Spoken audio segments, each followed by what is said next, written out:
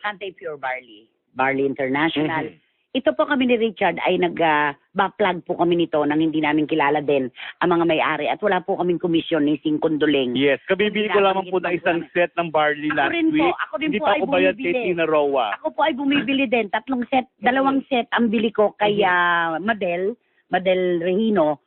+1 yun di ba? 3+1 Yes, yun. 3+1. Ito po ay dahil naniniwala po kami na napaka-epektibo po nito. May 2 pong matanda sa Nueva Ecija na nireregaluhan ko ng barley, ng Sante Pure Barley. Ang isa po ay dighay ng dighay sa maghapon. Malaki po ang kanyang tiyan.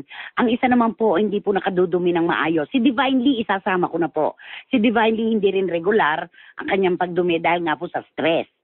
Mula po nung gumamit sila ng Sante Pure Barley, yung dumidighay, hindi na po talaga namamagaan yan at hindi na rin po siya nagdidigay. Yun naman po hindi nakakadumi na maayos. Napaka-regular na po ngayon ng kanyang pagdumi. At si Divine Lee po ay sinabi sa amin ni Tina, sobrang galing ng Sante Pure Barley kasi naging regular na ang aking pagdumi. Okay. Sa maraming pagkakataon po, si Japs Jersey na hindi makalakad dahil sa kanyang gout. Si Tina Roa po ay nagkaroon ng problema sa kamay niya. Yung pundaliri niya, nakadiretso lang din niya maibaluktot.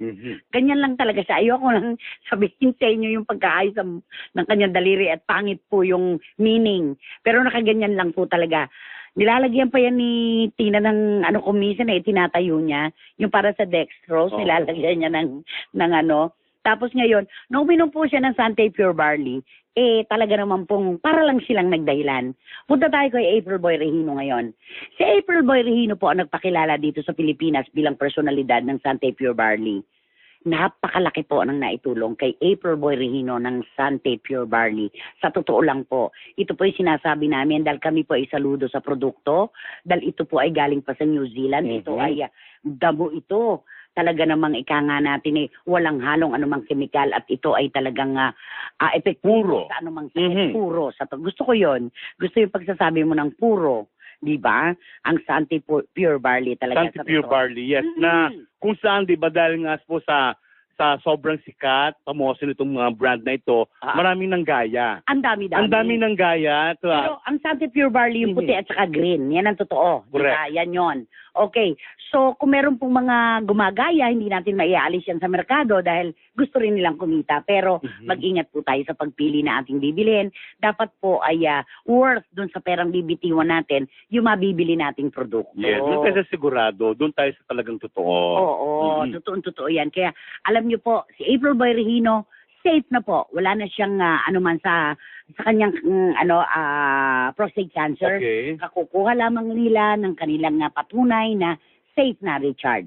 Safe So na. ito pinakabagong Okay, si ay April Boy. Regino. Ang sabi niya, ingat sa fake, iba ang pagka-green ng Pure Barley, sabi ni Boy Zicaragay. Sabi naman ni na Tita Nene Ulanday, napakaganda ng mukha. Ay, teka lang ulitin ko mamaya yan. Si Ate Jenny, ano yung sabi niya? Talagang masaya po ako sa balita tungkol kay April Boy.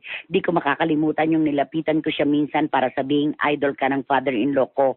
Tuwang-tuwa siya at nagpasalamat. Kasi nga, yung sombrerong nahingin nila kay April Boy, isinama sa kabaong ng father-in-law. Ang tatay ni Manong. Paborito niya kasi, di ba? Ayun na. Speaking of April Boy, kasi kagabi lang, si Jose Manalo naman sa Zero Ate Christie. Okay. May isang portion siya doon sa kanyang 45 minutes or 1 hour na set sa Zero kagabi. Jose Manalo. Jose Manalo. May isang portion doon talagang ginagaya din niya. Si April Boy. Una muna si Darius Razon. Yes. Tapos napunta siya kay April Boy. Pati pamimigay ng cup ni April Boy sa audience. Sa mga mas malakas na sigaw na idol. Ganon. Kanan kaliwa. Ganon. So, siyempre na-refer sa aking memory na, nga pala, si April Boy na nung last Saturday sa Showbiz Police nga ay nakita natin yung medyo may pinagdadaanan siya na hindi mo nakita kasi, hindi mo narinig yung sinabi ko kanina na pinulot pa, pinick up pa ng Yahoo International, isinalin sa Ingles. At talaga naman ang nagtawagan sa mag-asawa kay Madel at kay April Boy, talagang sang katutak 72,000 kagad na pangungumusta ang tinanggap nila